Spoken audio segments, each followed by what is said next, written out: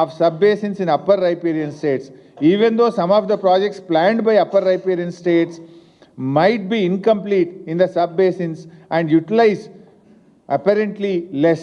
The total planned use of all projects and not the actual utilization in the said sub-basins need to be considered while arriving at the exact quantum of water.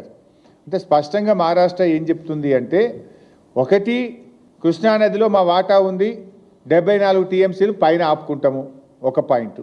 రెండవ point ఏమంటున్నారు, వరద జలాలు వాడుకునే హక్కు ఉంటే మహారాష్ట్ర మాకు కూడా విదర్భాలో కరువు ప్రాంతం ఉన్నది, మేము కూడా వరద ప్రాజెక్టులు కడతాం, పైన కట్టి లోయర్ పెనుగంగ మీద ప్రాణహిత మీద మేం ప్రాజెక్టులు కట్టి మేం విదర్భకు నీళ్లు తీసుకుపోతా అంటుండు. అప్పుడు ఏమైతే తెలంగాణ పని? రెండిటి చెడ్డ రేవటి. కృష్ణా కర్ణాటక ఏమంటుంది, పైన మేము 112 టీఎంసీలు ఆగబట్టుకుంటా అని కర్ణాటక అంటుంది. మహారాష్ట్ర ఏమంటుంది, పైన కింద ఎన్ని మారుస్తారో దాని లెక్క ప్రకారంగా 74 టీఎంసీలు కృష్ణాలు ఆపుకుంటా, గోదావరిలో కూడా నేను ప్రాజెక్టులు కట్టుకొని విదర్భకు నీళ్లు తీసుకుపోతా అంటాడు. ఇప్పుడు మధ్యలో తెలంగాణ ఏమైపోతుంది?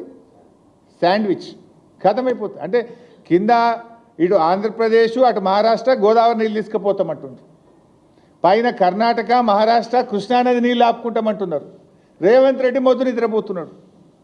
ఇవి నేను చెప్తున్నాయి కావు. This is the letter written by state of Maharashtra, this is the letter written by state of Karnataka.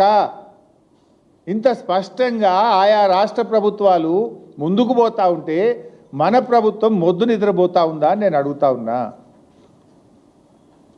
ఈ పరిస్థితుల్లో ఇవాళ తెలంగాణకు తీవ్రమైన నష్టం జరిగేటువంటి అవకాశం ఉంది. ఇకపోతే కేంద్ర ప్రభుత్వ సంస్థలు గతంలో కూడా మనం మాట్లాడుకున్నాం.